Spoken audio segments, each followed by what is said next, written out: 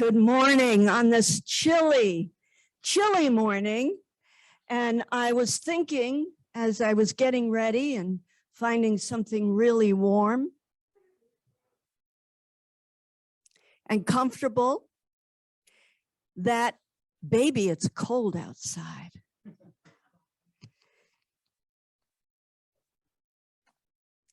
All right. You know, our choir was busy rehearsing this morning and they're still in the mode. So I'm sure it'll be a great Sunday. So much going on here, so much good here at Unity of Charlotte. So I welcome you all on this wonderful morning to Unity of Charlotte, where our mission is to nurture a deep and mature experience of God through the practice of unity principles. And that, simply put, we are here to love, to grow, and to serve. So I'm Reverend Pat Dre. I've been called the Bishop of Charlotte by my dear friend Ned Green, and I am the Bishop of Charlotte by default. So anyway, it's not anything to brag about, but I'm glad I'm here, and I'm glad I'm warm, and I'm glad that I'm in such warm company. So let's start today's service by sharing our statement of oneness, and let that lead us into our opening prayer. So say with me, there is one presence and one power in my life and the universe, God, the good omnipotence. And take a breath and relax in your seat, and I will share with you today's daily word. And it's a topic that is near and dear. Guidance. Divine wisdom helps me discover my unique spiritual path. Tending to my spiritual life keeps me attentive to the whispers of my heart and in tune with my guidance. I am grateful for those moments I can rely upon my spiritual intuition to discern my path forward. But sometimes my guidance feels far away and hard for me to access on my own. At those times, I may seek the assistance of my trusted friends and advisors. I may seek the wise counsel of my minister or spiritual counselor who encourages me to discover the wisdom found in the depths of my own consciousness. She, he, or they pray with me and listen with empathy, and share my joy as my innate wisdom leads me along my unique spiritual path. I am grateful for those who walk the path alongside me. Such a beautiful message.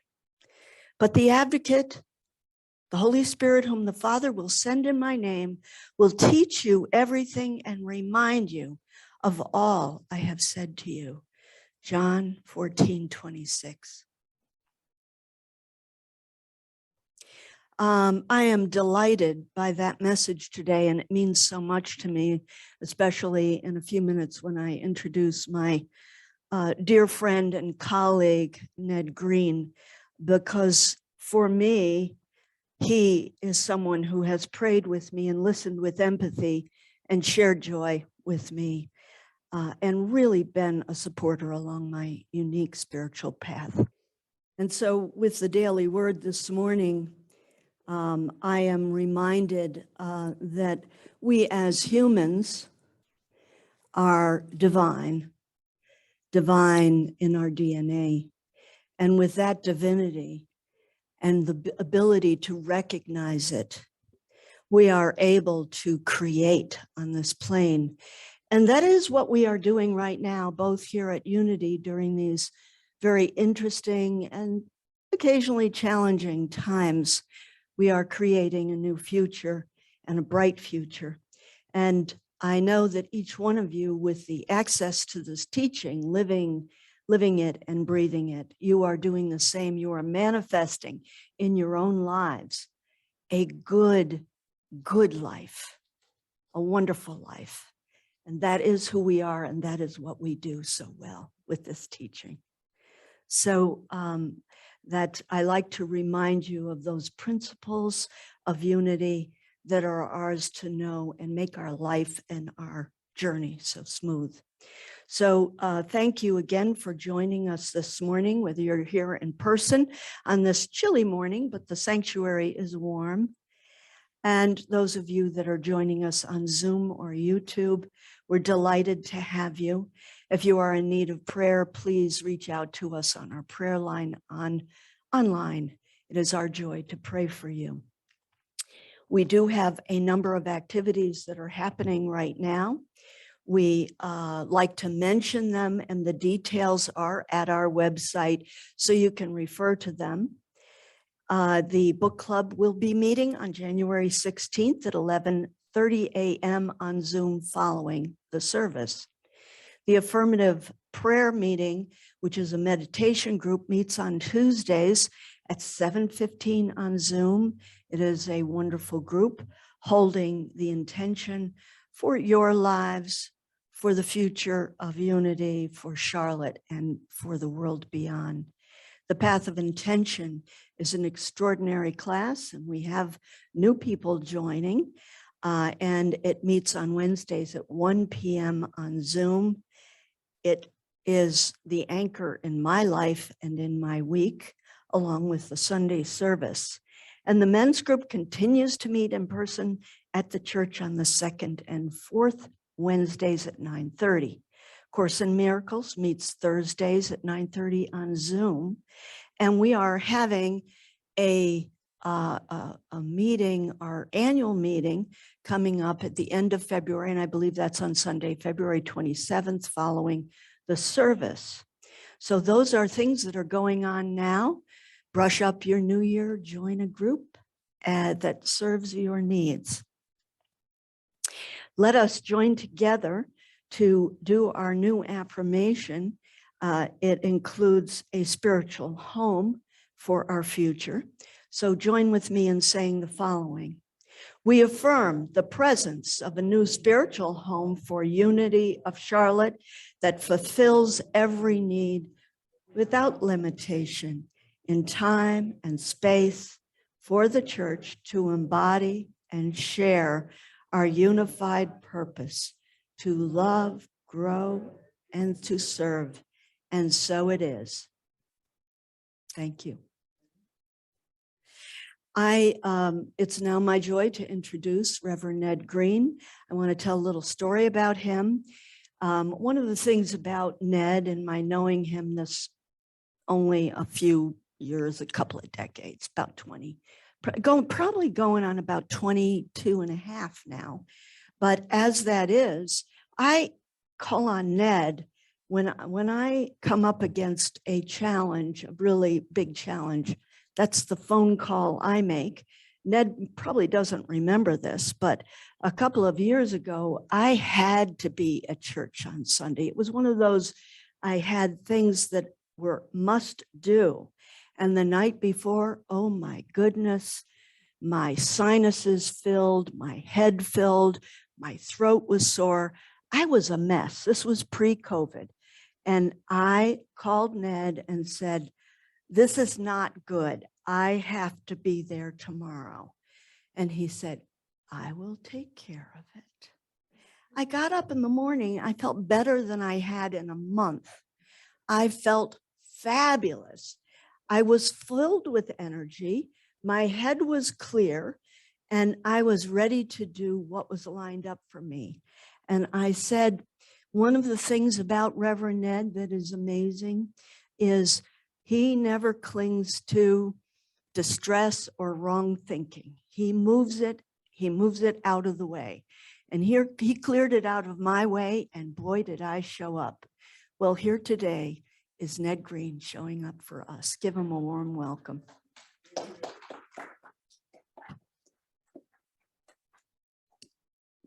Did you remember that? Well, a good practitioner does not remember it.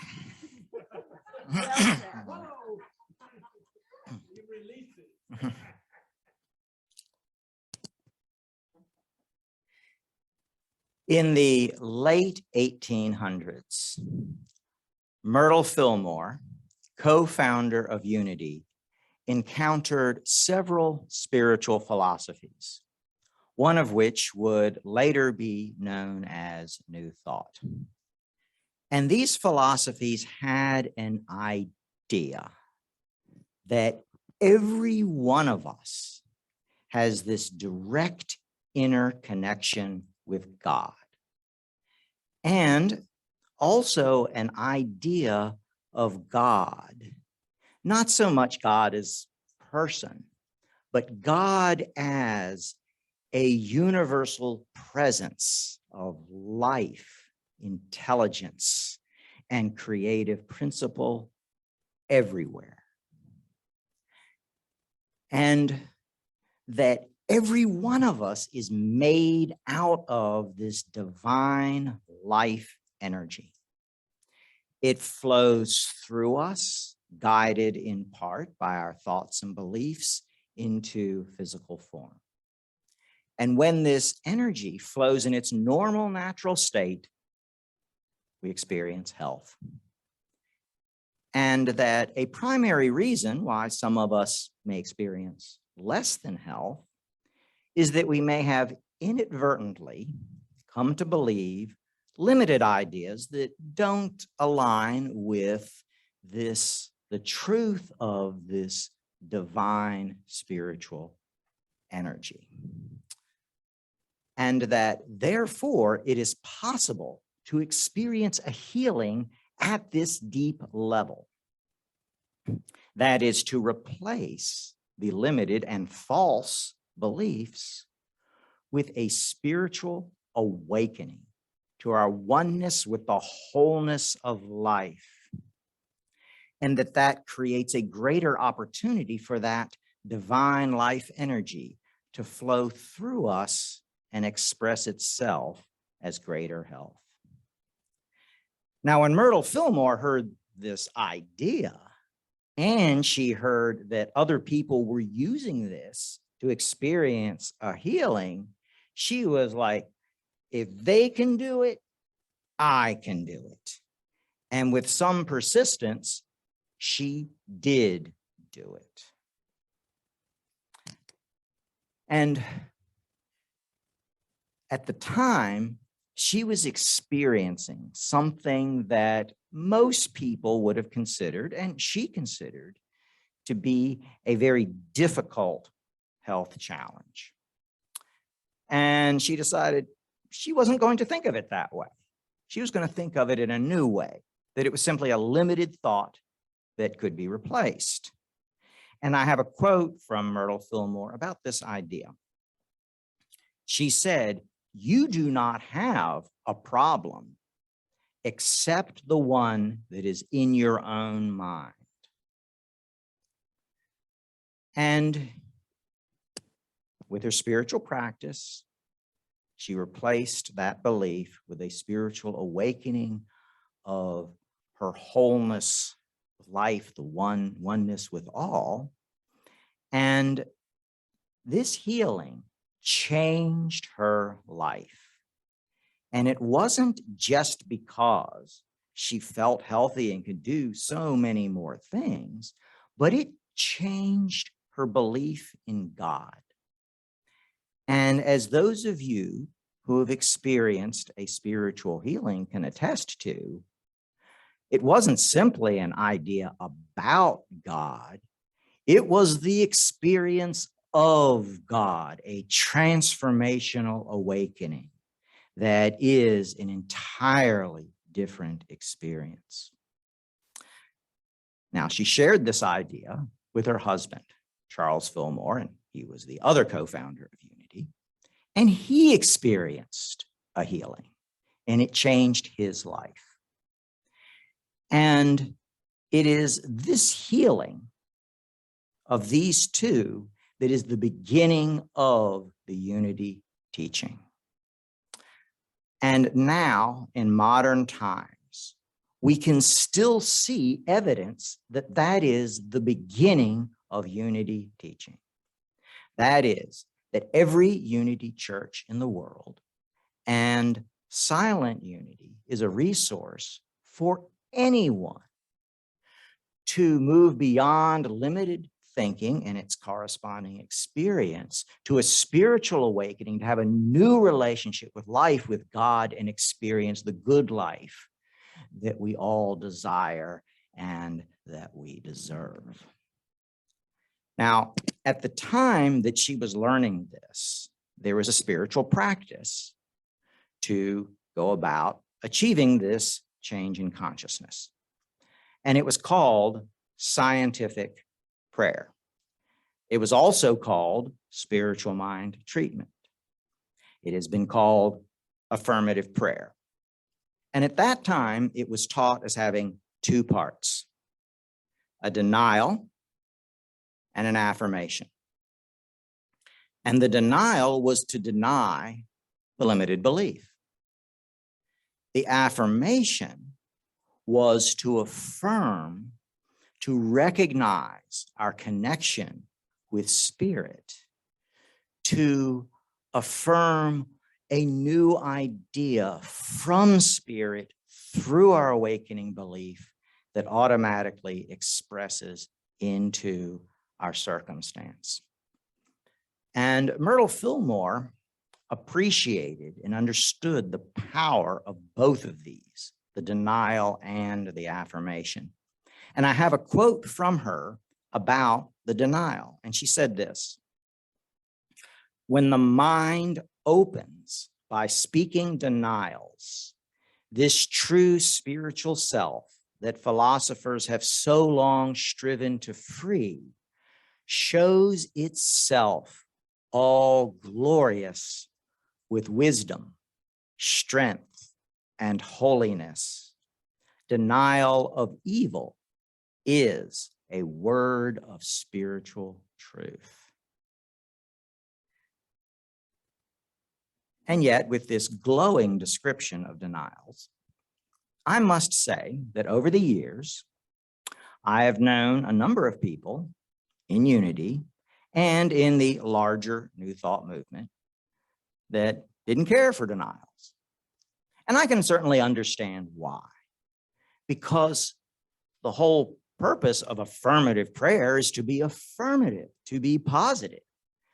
Denial just sounds negative, doesn't it? I mean, it really does. And we understand that our spiritual practice is to move our consciousness from thinking and focusing about that which we don't want to experience toward thinking about what we do want to experience as part of our relationship with spirit. So it seems like a denial is just looking at the wrong thing. So it may be useful to understand what a denial is and what it isn't. A denial does not deny the reality of this physical world. It's real as an effect. It is spiritual energy expressing into form, time, space. What we deny is limited beliefs about it. We deny that circumstances in the physical world determine our life, as opposed to our life is from spirit through our beliefs into our circumstances. It is the other way. We do not deny that people may experience illness and adversity of various types. This does happen. What we deny is that it's necessary. We deny that it's from God, that all experiences are temporary. And we deny that any experience defines who we are. Every one of us is greater than our experiences, and we can change our experiences.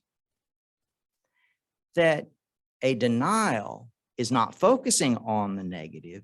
It is a process of letting go of it. and it works with a spiritual awakening. Now, I have another quote from Myrtle Fillmore, and it is a statement of truth, a denial, and an affirmation. It's very short, and it's very clear and to the point, and it is this: I am a child of God. Therefore, I do not inherit sickness. I inherit health. And so she did. And so I will tell you that in my own prayer work, treatment work, whatever you want to call it, whether it's for myself or someone else, that I'll go into the prayer and I can recognize that just beyond the appearance, there is that presence of that one power that is all life, intelligence. It is the source of all good. It expresses from a perfection with a sense of endless joy, beauty, unconditional love everywhere. It is the essence of every one of us. I can recognize I am one with it. I am one with everyone. And then I can affirm, I can realize a new idea from spirit through law into my experience and give thanks for it. And I may feel this is so clear that it is done, then, well, I just don't have a denial.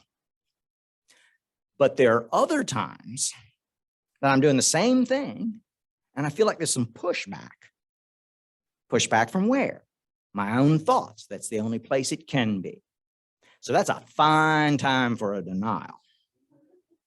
So what I do is I'm not going to argue with it. I'm not going to go into a resistance. I want to disconnect with it. So I can say, any idea of limitation or separation has no power over me. You see, a limited thought is simply a thought that repeats itself. It has no intelligence. It has no agenda. It's just a repeating thought, and the only power it has is the only power that I inadvertently give it. So when I say it has no power over me, then instead of seeming to be in my face, now it's over in the corner. Then I can say, there is a power greater than me. It is the source and substance of all. It is the one life, the one mind that now dissolves this false belief into the nothingness from which it came. And then I'm clear.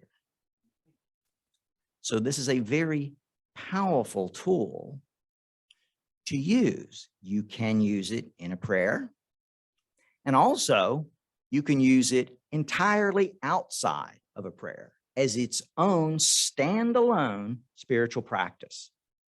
So today, I would like to share with you just that for your consideration, that you may use a denial in one particular circumstance.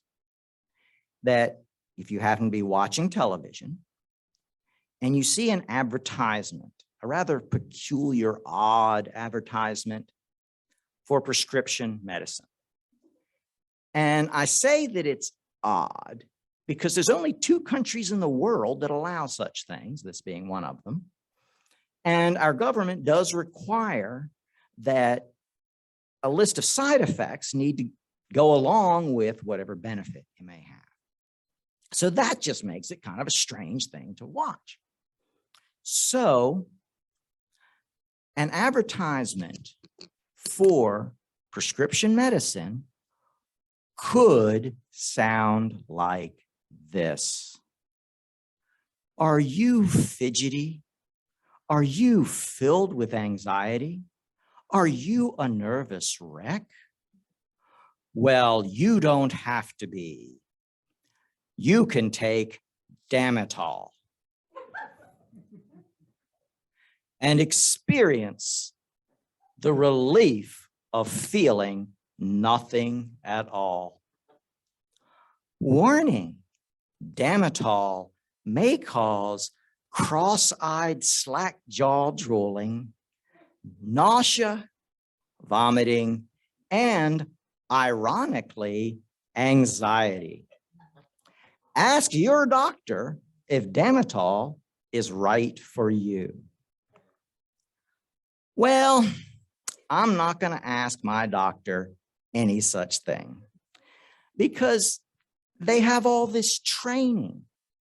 Isn't that they're supposed to know about this sort of stuff? I mean, do I really want an advertisement-driven healthcare? I mean, what would a conversation like that sound like anyway? Well, it could sound like this. Doctor, I'm just all fidgety. I'm filled with anxiety because I've been watching television all day long and I've seen all these ads for prescription medicine, and just hearing about all those side effects has made me just a nervous wreck. Can you help me? And the doctor might say, no, I'm sorry. There's nothing that medical science can do about that. But doctor, what about Damitol? Don't you think that might help? Oh, I didn't think about Damitol. Good thing you mentioned it. I'll write a prescription for it right away. How do you spell Damitol anyway? And so if I happen to see one of these ads, I can take it as a reminder. Ooh, this is a fine time for a denial. Now, first, I can see, what is this advertisement? Well, it's a story some people made up, okay? They made a product that they believe will help some people, and it may well do that. There's some fine products out there. And they want to sell it and make some money, and nothing wrong with that. But to me, it's a story. And so when I hear it, I can have a denial. This story has nothing to do with me. Therefore, I have no belief in it. And then that story goes into my subconscious mind. But it goes with, this story has nothing to do with me. Therefore, I have no belief in it. And it goes to a place in my subconscious mind that's sort of like, you know, in your computer, you have all these file folders with labels on them. Well, it would be like one labeled stories I've heard, don't believe them. Okay, then it's just neutralized. It goes in there. So you can take this as a spiritual practice to use denials just in that one time when you see that type of advertisement. Now, you might wish to expand it a little bit. Maybe when you watch the news.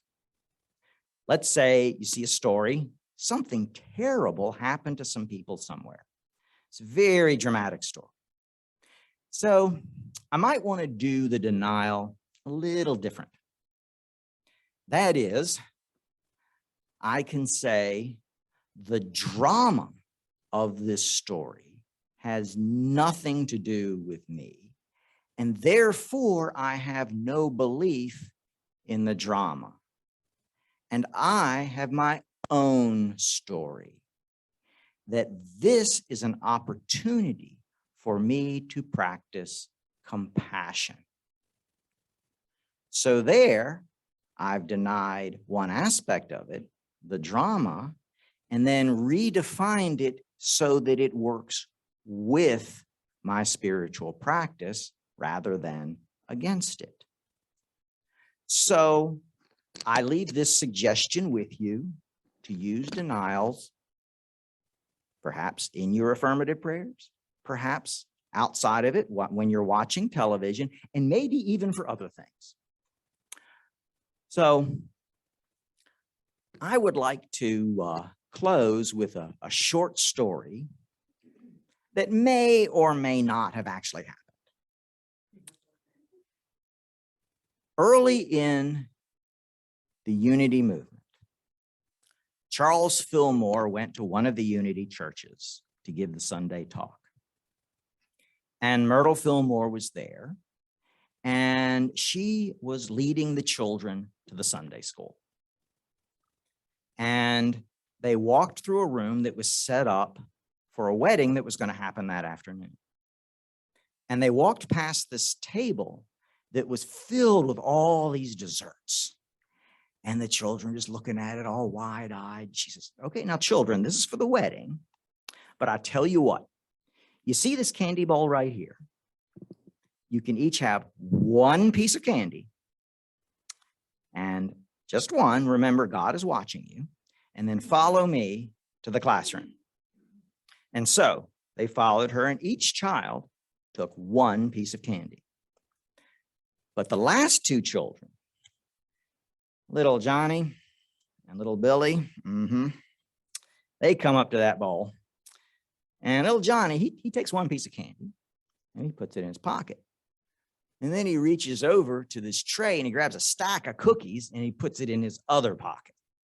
And then he grabs a slice of pie and he just starts eating it. And he says, come on, Billy, this is great. And Billy says, don't you think we'll get in trouble? And he says, nah, you heard Mrs. Fillmore. She said, God's watching the candy bowl.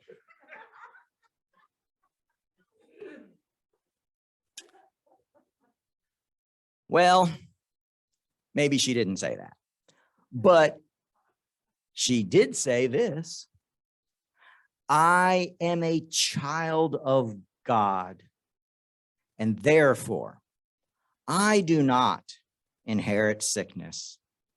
I inherit health. And so she did, and so do you, and so it is.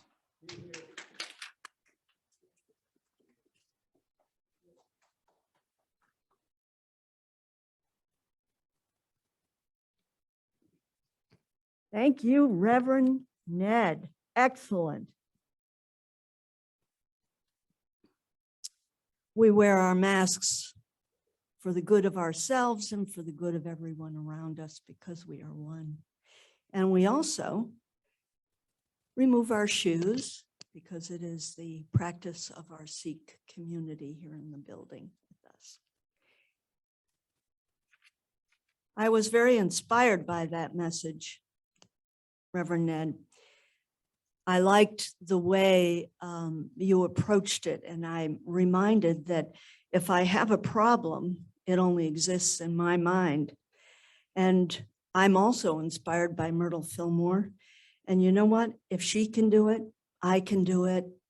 And just like Myrtle Fillmore, I'm going to do it. And I think that's going to the gym every day. That's what I think it is for me. So I appreciated that. I want to make one more announcement, and that is to our Zoom community, the Zoom part of our community. And that is, if you choose, and we would like you to choose that, we want to make sure that we have your information in our system and correct so that we can connect with you frequently. So if you would be so kind as to use the chat portion of the Zoom and put in your name, your correct address with zip code, your email address, and your phone number. It would help us so much in letting you know all the important things that are happening at Unity. So please do use that, put that in chat today, and we'll make this announcement next week also. But we appreciate our ability to connect with you and for you to be in connection with us.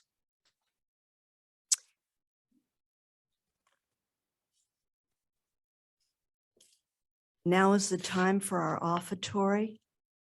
And I want to tell you, in my readings this week and in the areas of new thought, I've been particularly touched by the idea that there's no separation in terms of forgiveness. If I forgive someone else, I'm doing a favor for myself. If I am generous in word, in thought, in action with anybody, I do it for myself and in ways of sharing my prosperity. I also receive equal or greater to anything I participate in. So I am reminded at the time of this offertory to remember how much I have been given and how grateful I am for that, and how grateful I am for my connection with Unity of Charlotte. So thank you for that. And we appreciate all of your generosity with us that has kept us in good stead and will continue to help us in recruiting a permanent minister and a new location for our church. Thank you, thank you, thank you for giving and receiving. Join with me in the prosperity blessing, and then we will have our song. Joyously, I give this gift, knowing the divine presence blesses and multiplies all that I am, all that I have, all that I give, and all that I receive. Thank you, God. The light of God surrounds us. The love of God enfolds us. The power of God protects us. The presence of God watches over us. Wherever we are, God is, and all is well.